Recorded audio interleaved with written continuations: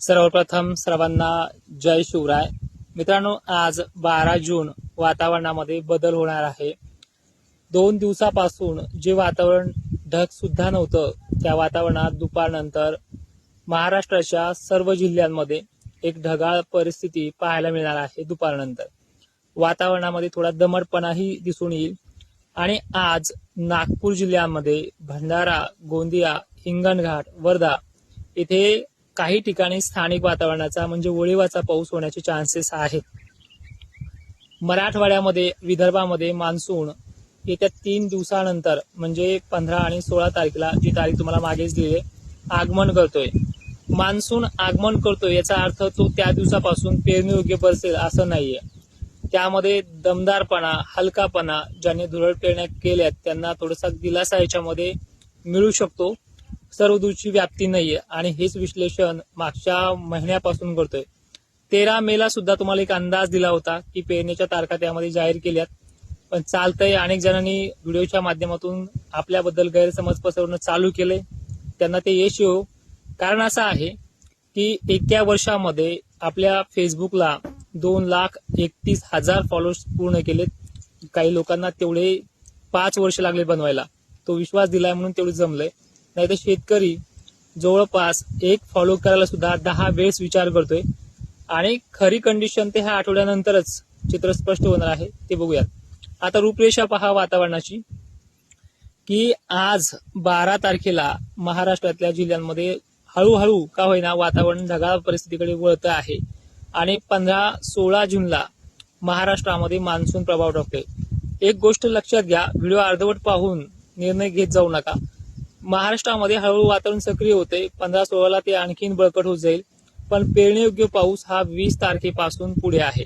कारण तसं आहे, कारण की मान्सून सोबत ढगांची गर्दी ही 17-18लाच महाराष्ट्रामध्ये सावली आणि टेम्परेचर कमी करणारी आहे.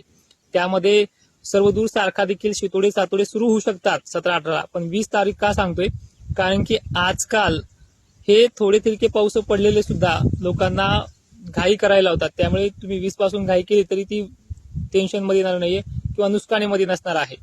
त्यानंतर परिस्थिती जी आहे ही प्रत्येक जिल्ह्यांना, प्रत्येक तालुक्यांना ही चांगल्या पद्धतीची व्याप्ती देणारी ही 20 जून पासून आहे. आज वाढदिवस असल्यामुळे अनेक जणांनी मोबाईल हँग होईपर्यंत शुभेच्छा दिल्यात. त्यांचे उपकार आणि त्यांचा विश्वास तडा जाऊ देणार नाहीये.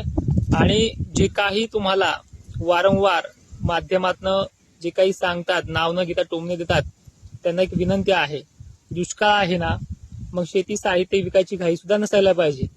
अंदाज आपले मलाही माहिती आहे, मी 2 वर्षापासून शेतकरी मला सांगतायत की साहित्य विकेपर्यंत अंदाज देतात, परत 8-8 दिवस तोंड दाखवत नाहीये.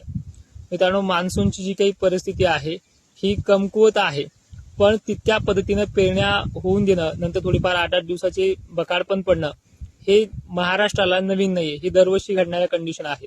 मला एक विचारायचंय तुम्हाला तुमच्या माध्यमातून, गेल्या वर्षी मे महिन्यात विहिरीला पाणी येईपर्यंत पाऊस झालाय, तरी सुद्धा आपल्या पेरण्या 15-16 पर्यंत झाल्यात. यावर्षी 4-5 दिवस लेट झाल्या म्हणून काय बिघडलंय? तर घाई करू नका. आणि जवळपास पेरणीच्या तारखा अजूनही कोणाला दिल्या नव्हत्या, तरी पेरणीची घाई महाराष्ट्रामध्ये सर्रास चालू आहे. आणि एक विनंती आहे की जो कोणी म्हणत असेल तुम्हाला की ह्या तारखा माझ्यात, 13 मे पासून जी काही फेसबुकला पोस्ट आहे, इन्स्टाला व्हिडिओ आहेत, युट्यूबला व्हिडिओ आहेत, आणि तुम्ही जे विचारताय 7 आणि 8-9 तारखेचा पाऊस कुठे गेलाय, ज्या बीड जिल्ह्याला, ज्या जालन्यातल्या ज्या तालुक्यांना ज्यांचं नाव घेतलंय त्या भागात तो पडला आहे आणि त्याच टक्केवारीनुसार पडला आहे. त्याचबरोबर आता सुद्धा ह्या 12 जूनला, 13 जूनला, 14 जूनला जे काही स्थानिक वातावरण होणार आहे ते किरकोळ आहे. त्या तालुक्याची नावं घेत नाही, जे पडेल ते तुम्हाला लक्षात येईल. आज संभाजीनगरमध्ये ढगाळ वातावरण हे उत्तरेकडील भागांना होणार आहे, जळगावला होणार आहे. नागपूरचं, हिंगणघाटचं, वर्ध्याचं, चंद्रपूरचं वातावरण हे मोठं असणार आहे. आजच्या तारखेचं ते वळेवाचा पाऊस असणार आहे. त्या तालुक्यांची नावं घेत नाही, किती पडेल हेही सांगत नाही, कारणही तसंच आहे. पण ह्या 3 दिवसामध्ये खूप चांगला बदल होणार आहे आणि येणाऱ्या 17-18 तारखेपासून दुप्पट बदल होऊन 20 तारखेपासून पेरणीयोग्य पाऊस पडणार आहे. महाराष्ट्रातले सर्व जिल्हे त्याच्यामध्ये असणार आहे.